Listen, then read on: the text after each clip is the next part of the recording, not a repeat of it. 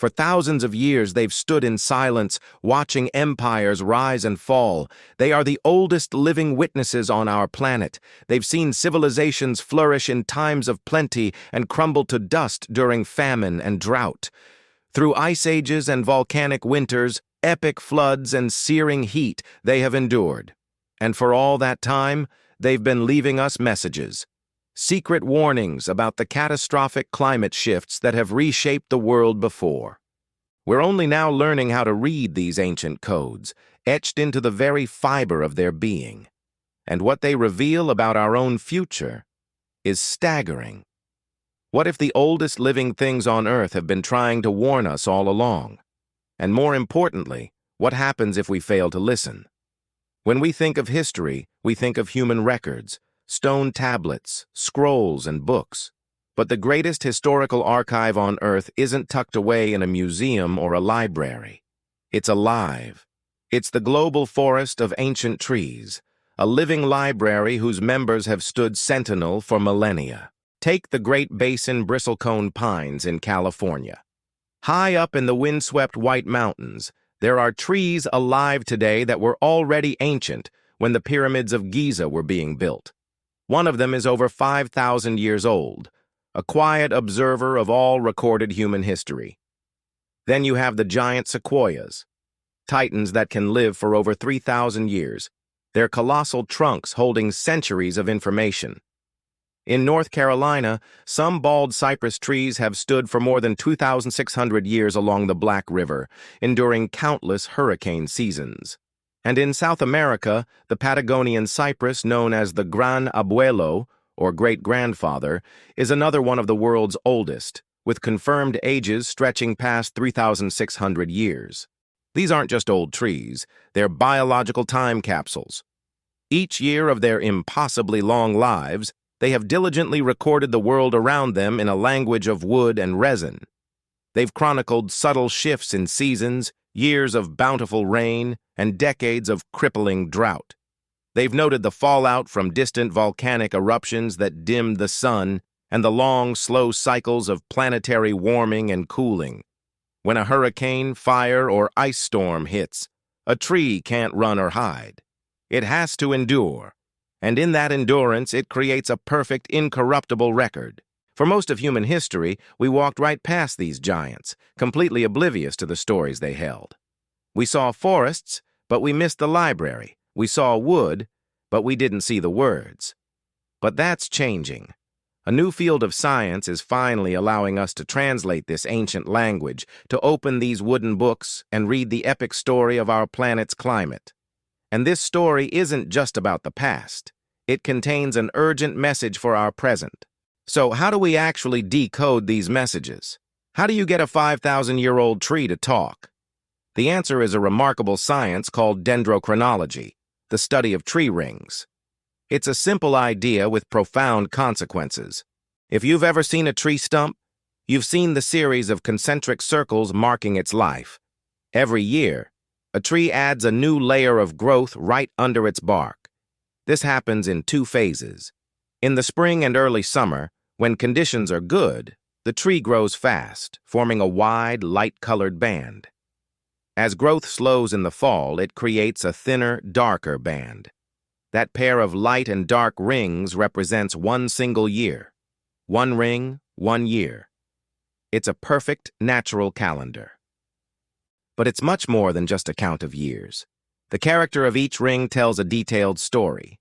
A wide ring speaks of a good year, plenty of sun and rain. A narrow, tight ring tells a story of struggle, a year of drought, or a bitter, prolonged cold that stunted its growth. Sometimes a huge fire will leave a permanent scar across the rings, a dark line marking a year of trauma. By taking a core sample, a thin, straw-like piece of wood that doesn't harm the tree, scientists can read this history without cutting the ancient giant down. They can line up the ring patterns from living trees with those from long-dead wood preserved in bogs or riverbeds. This process, called cross-dating, lets them build continuous, unbroken timelines of climate data that go back thousands of years, far beyond any human weather records. And today, dendrochronology goes even deeper. Scientists can now analyze the very chemistry of the wood. By measuring isotopes of carbon and oxygen in each ring, they can reconstruct past humidity, cloud cover, and even huge atmospheric patterns like the jet stream. It's like getting a high-resolution weather report for a year that happened 1,000 years ago. Tree rings are a natural archive, a biological memory bank holding the secrets of ancient climates. By learning to read them, we've unlocked a direct window into Earth's past, and what we've found is a history of dramatic, world-altering climate shifts that serve as a stark warning. For a long time, we thought the rise and fall of great civilizations was all about politics, war, and powerful leaders. But the trees tell a different story. They show that time and time again, the real force shaping human destiny has been the climate. The warnings have always been there, written in wood. Let's go back to the 6th century. The Roman Empire had fractured, but vibrant cultures were thriving around the world. Then, something changed. Around the year 536 AD, a mysterious fog fell over Europe, the Middle East, and parts of Asia. The sun dimmed, summers turned intensely cold, crops failed, and famine swept the land. Scientists now call this period the Late Antique Little Ice Age. For centuries, the cause was a mystery, but the trees knew. Analyzing tree rings from this exact period, scientists found evidence of several massive volcanic eruptions. These volcanoes would have blasted colossal amounts of ash and sulfate into the atmosphere, creating a veil that blocked sunlight and plunged the northern hemisphere into a volcanic winter. Nowhere is this story more vivid than in the ancient bald cypress swamps of Georgia.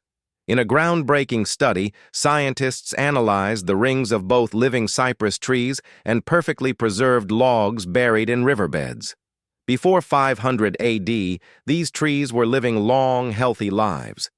But after the 536 event began, everything changed. The ecosystem was scarred, and even after centuries, through other climate shifts like the Little Ice Age, it never fully recovered. And this isn't a one-off event. Tree ring data has shown us how climate played a role in countless historical turning points. Researchers have linked a 300-year mega-drought, recorded perfectly in the rings of Vietnamese cypress trees, to the collapse of the Khmer Empire at Angkor Wat. They've used tree rings from North Carolina to pinpoint the exact years of the devastating drought that likely doomed the lost colony of Roanoke. The trees show us, with chilling precision, that our civilizations are built on a foundation of stable climate. They prove that when the climate breaks, societies often follow. This is the lesson from the past, written in wood, and it sets the stage for a terrifying revelation about our own time. For decades, we've heard that the climate is changing. We've seen the charts and the satellite data, but it's easy to dismiss these as abstract, short-term trends. I mean, what can 100 years of weather data really tell us about a 4.5 billion-year-old planet?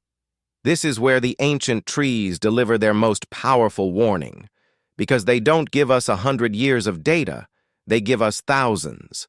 They provide the long-term context, the true baseline for our current predicament. When scientists compare the last century of tree growth to the thousands of years that came before, the anomaly is impossible to ignore. The patterns of the past are reappearing, but the echo is distorted, amplified, and happening at a speed the planet has likely never seen. Studies of ancient trees from the Tibetan Plateau show that seasonal temperatures were relatively stable for centuries. Then began a sharp change right around the 1870s, the dawn of the Industrial Revolution. In Siberia, larch trees have recorded a history of weather stretching back over 1,500 years. Their rings show that while the climate has always fluctuated, the droughts of the 20th and 21st centuries are off the charts, fueling the massive wildfires we now see as yearly events. This isn't a natural cycle. The trees prove it. They've lived through natural cycles for millennia. They've recorded them. What's happening now is different. Even the bristlecone pines, the ultimate survivors, are facing a new threat. For 5,000 years, they've thrived in their harsh, high-altitude home. But rapidly warming temperatures are now allowing a competing pine species to charge upslope and invade their habitat at a shocking rate. The bristlecones are being crowded out, a slow-motion catastrophe that could lead to their local extinction. This is the great reveal. The trees that warned us about past civilizations collapsing from natural climate shifts are now screaming a new warning. They are telling us that the change happening now is not natural. It is faster, more extreme, and more synchronized across the globe than anything they have recorded in their long, long lives. The trees have seen it all. They are the ultimate, impartial witnesses. And their testimony, written in their very rings, is that we have pushed our planet's climate into a new and dangerous state, far outside the natural boundaries that have governed life for thousands of years. The warnings from history were a whisper. The warning today is a roar. It's a lot to take in. The idea that these silent giants hold such a profound and unsettling message can be overwhelming. If you want to keep exploring the deep connections between our planet's past and its future, consider subscribing. We're dedicated to unpacking these complex stories because understanding the warnings is the first step to heeding them. Now let's explore what else these trees are trying to tell us. The warnings from ancient trees aren't just passive records. The latest science is revealing something far more profound. Forests aren't just collections of individual trees competing for sunlight. They are vast, interconnected, cooperative communities. And the oldest trees are the heart of this community. They aren't just archives, they are active guardians, communicating threats and sharing resources in real time. Beneath the forest floor is a hidden world, a complex underground web of fungi known as a mycorrhizal network. Think of it as the forest's biological internet. Trees use these fungal pathways to connect with one another, sharing vital resources and information. And at the center of this network are the largest, oldest trees, which scientists now call mother trees. A single mother tree can be connected to hundreds of other trees, acting as a central hub for the whole community. Through this network, she sends extra carbon and nutrients to struggling seedlings in the shade, dramatically increasing their chance of survival. But the communication is even more sophisticated. Research has shown that mother trees can recognize their own kin. They will send more resources to their own seedlings than to others. It's a way of ensuring their genetic line, adapted to that specific place, continues. This network is also a forest-wide alarm system. When a mother tree is attacked by pests, it sends out chemical defense signals through the network. This early warning gives neighboring trees time to ramp up their own defensive enzymes, preparing them for the threat. It's a collective, coordinated defense led by the oldest members of the community. So when we look at an ancient tree, we're not just looking at a single organism. We're looking at the vital, life-sustaining hub of an entire ecosystem. They are the memory banks, the communication towers, and the matriarchs of the forest. This discovery transforms our understanding. The warnings aren't just written in their rings. They're being actively broadcast through their roots. And losing these ancient giants isn't just the loss of a beautiful old tree. It's the destruction of the forest's central nervous system, its memory, and its ability to protect itself. Ancient trees aren't just warning us about climate change and coordinating the forest's defense. They are actively fighting it on a scale that's hard to comprehend. Their sheer size and longevity make them the single most effective carbon capture technology on the planet. Think of a forest's carbon like a bank account. Young, fast-growing forests sequester or pull in a lot of carbon each year, like earning high interest. But their total storage, their capital, is small. Old-growth forests, on the other hand, are a massive investment portfolio. The amount of capital they hold is immense. For centuries, it was wrongly assumed old forests were carbon neutral. But modern research has shattered that myth. Studies now show that old-growth forests are huge carbon sinks, and that large trees continue to sequester enormous amounts of carbon for centuries.